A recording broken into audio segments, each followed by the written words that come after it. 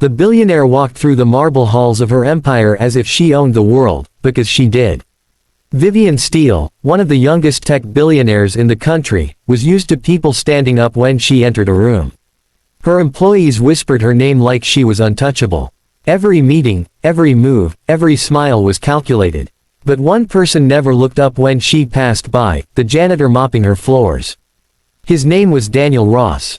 He wore faded gray overalls, his hands rough, his shoes worn. Every night, he worked silently, mopping the vast corridors of Steel Industries. To everyone else, he was invisible.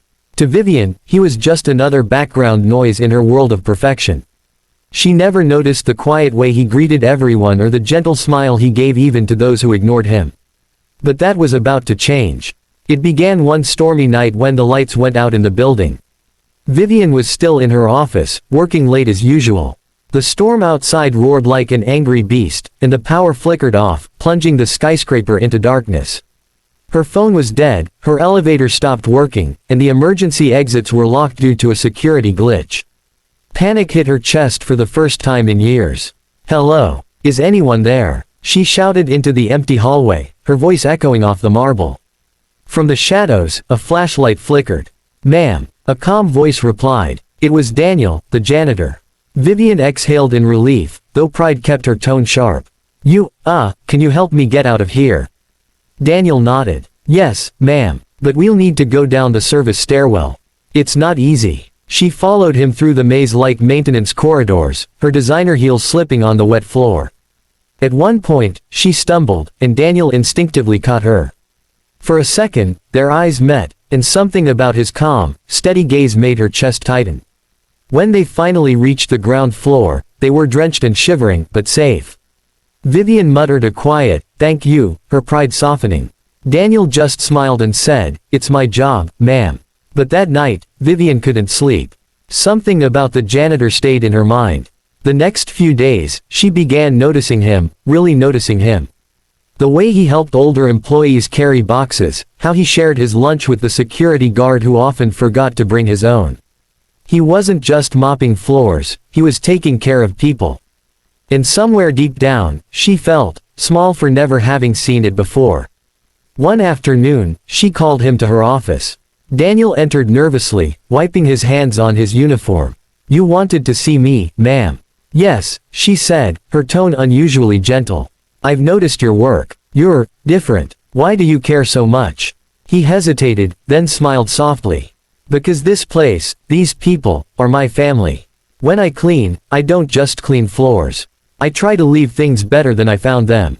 That's all." Vivian was speechless. It was the simplest, most profound thing anyone had said to her in years. But their fragile connection was tested when a scandal erupted. Someone hacked into Steel Industries' main servers and leaked confidential data. The company's stock plummeted overnight. Fingers were pointed, chaos erupted, and Vivian's empire teetered on the brink of collapse. Investigators combed through every file, every person. Then, an anonymous report accused Daniel, the janitor, of being involved. "He's always around after hours," one executive sneered. "Who knows what he's been doing?" Vivian's heart sank. "No," she said quietly. "Not him." But the evidence seemed overwhelming, security footage, access logs, all pointing toward Daniel. He was arrested, and for the first time, she saw fear in his eyes as he was taken away. Yet something inside her refused to believe it. She stayed up all night, going through server logs herself.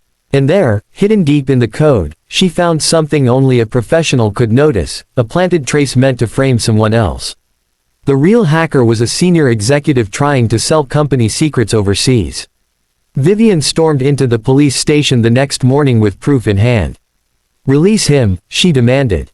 "He's innocent." When Daniel walked out, his hands still trembling, she looked at him with tears in her eyes. "I'm sorry," she whispered. He smiled faintly. "You believed in the truth. That's what matters." In the weeks that followed, Vivian reinstated him, not as a janitor, but as the new head of operations security.